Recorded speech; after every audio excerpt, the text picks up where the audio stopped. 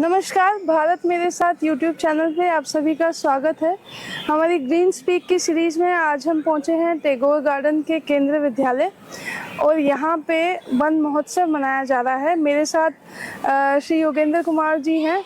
Sir head warrant है Tihar jail में और सर ऐसे कार्य करते रहते हैं, इसलिए हमने कहा कि इनको अपने चैनल पर लाते हैं और इनके माध्यम से हमको संदेश देते हैं। सर पहले तो बहुत बहुत स्वागत हो भारत मेरे साथ चैनल पे आपका। Thank you. मैं ये पूछना चाहूँगी कि ये जो जागरूकता आप स्प्रेड कर रहे हैं ये कितना मुश्किल है, कितना चुनौतीपूर्ण है आपके लिए?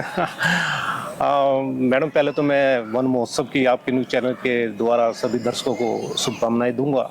हम पूरा हफ्ता वन महोत्सव मनाते हैं। हाँ, चैलेंज की बात किया मैडम, चैलेंज तो देखो हर किसी की जिंदगी में है। सबके पास वही 24 घंटे हैं और कोई कैसे उस 24 घंटे को यूज करता है, कोई कैसे यूज करता है। हम अपनी ड्यूटी भी करते हैं, 8 घंटे हमारी ड्यूटी में भी लगते हैं। हमारी ड्यूटी भी काफी चुनौतीपूर्ण है तिहाड़ जेल के अंदर, जैसे खबरें आपको छपती रहती है उनकी, तो काफ़ी चुनौतीपूर्ण है। मगर उससे हम जब ये काम करते हैं, हम एनिमल बर्ड्स के लिए या नेचर के लिए, बड़ा सुकून मिलता है, शांति मिलती है।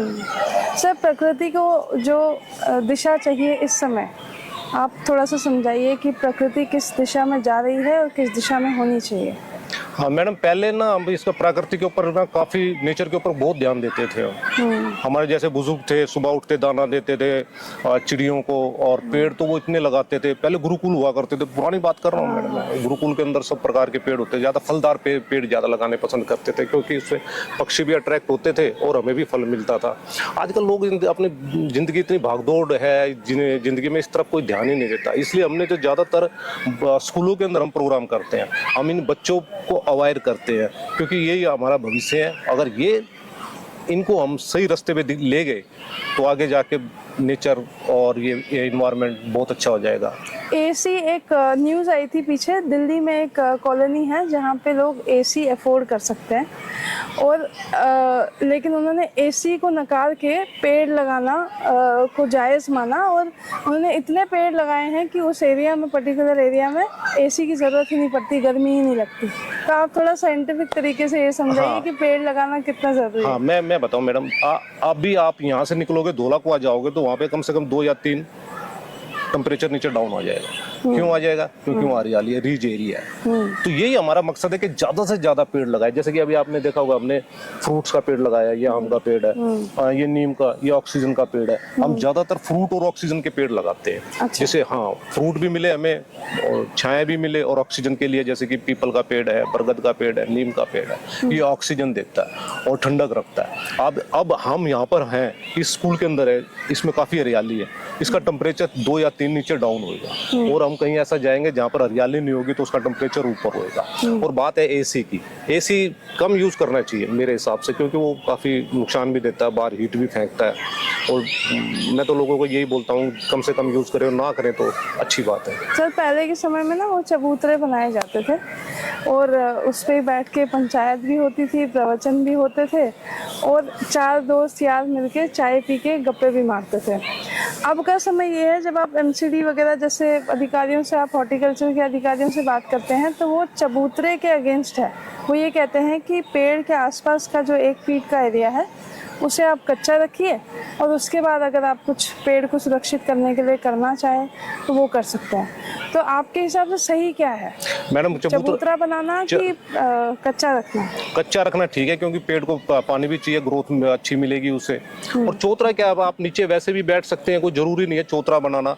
और आज गांव के अंदर तो मैंने ज्यादातर देखा, मैं गांव में जब मैं जाता हूँ तो लकड़ी की खाट बिछा लेते हैं। हाँ, लकड़ी की खाट में आराम से बैठ जाते हैं और वो जो अगर बात भी करनी है या कुछ, वैसे ज्यादातर तो लोग बात करते रहते हैं, खेलते रहते हैं ताश वगैरह, तो कोई इसमें कोई ऐसा कुछ नहीं है।